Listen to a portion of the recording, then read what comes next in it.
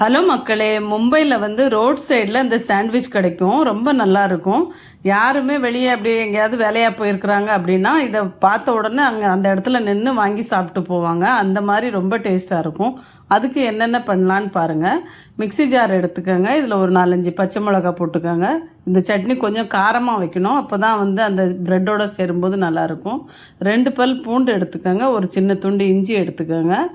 அப்புறம் வந்து ஒரு கைப்பிடி நிறைய கொத்தமல்லி போட்டுக்கோங்க. கொத்தமல்லி தான் இதுக்கு ஜாஸ்தி வேணும்.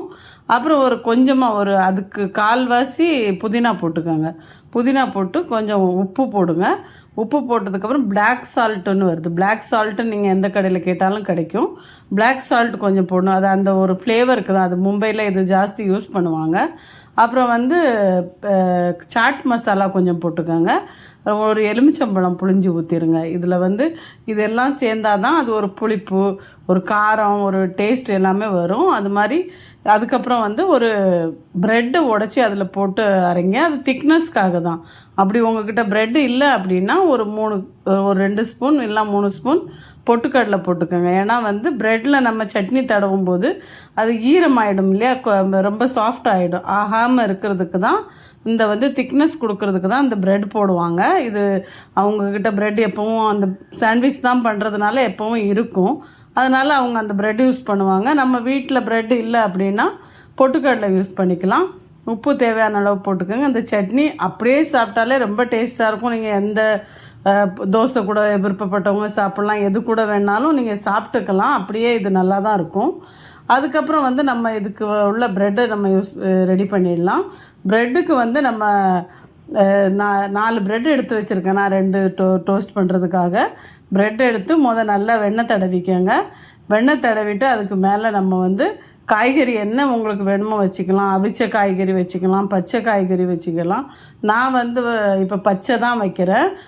நம்ம வெள்ளரிக்காயும் தக்காளியும் வெங்காயமும் மட்டும்தான் வச்சுருக்கிறேன். ஒரு சைடு வச்சுட்டு அதுக்கு மேலே கொஞ்சம் கெச்சப் போட்டுக்கோங்க.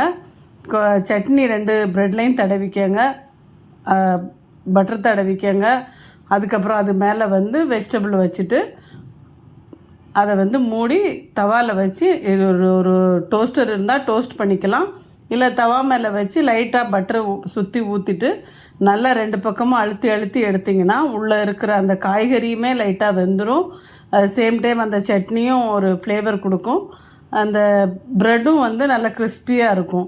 ரொம்ப நல்லாயிருக்கும். இது டோஸ்டரில் பண்ணும்போது இன்னுமே ரொம்ப கிறிஸ்பினஸ்ஸாக இருக்கும். இப்படி பண்ணி எடுத்திங்கன்னா சட்னி சாண்ட்விச் ரெடி. இது ரோட் சைடில் ரொம்ப ஃபேமஸ். மும்பை சைடில் எல்லாருமே நின்று அந்த இடத்துல பார்த்து எப்போவும் கூட்டமாக தான் இருக்கும். அந்த மாதிரி அதை வாங்கி சாப்பிட்டு போவாங்க. இதில் நீங்கள் சீஸ் வேணாலும் போட்டுக்கலாம். நடுவில் சீஸ், சாஸ் இது எல்லாமே உங்கள் விருப்பம்தான். எது வேணாலும் போட்டு செய்யலாம். ரொம்ப நல்லாயிருக்கும். கண்டிப்பாக செஞ்சு பாருங்கள். இன்னும் வேறு ஏதாவது ஐட்டம் உங்களுக்கு வேணும்னா எனக்கு கமெண்ட் பண்ணுங்கள். மும்பை சைடில் உள்ள ஏதாவது ஐட்டம் உங்களுக்கு தேவைன்னாலும் கண்டிப்பாக கமெண்ட் பண்ணுங்கள். நான் செஞ்சு காட்டுறேன். வேறு என்ன இருந்தாலும் எனக்கு கமெண்டில் சொல்லுங்கள். இப்படி ரொம்ப டேஸ்டியாக இருக்கும். கண்டிப்பாக பாருங்கள். இது சாஸ் கூட சாப்பிட்லாம். இல்லை உங்களுக்கு விருப்பம் இல்லைன்னா அப்படியே கூட சாப்பிட்லாம். சும்மா சாஸ் இல்லாமல் கூட சாஸ், சட்னி இந்த 2ஐயும் வச்சு நாங்கள் கொடுப்போம் அங்கே. உங்களுக்கு எப்படி வேணாலும் சாப்பிட்டுக்கலாம். ரொம்ப நல்லாயிருக்கும்.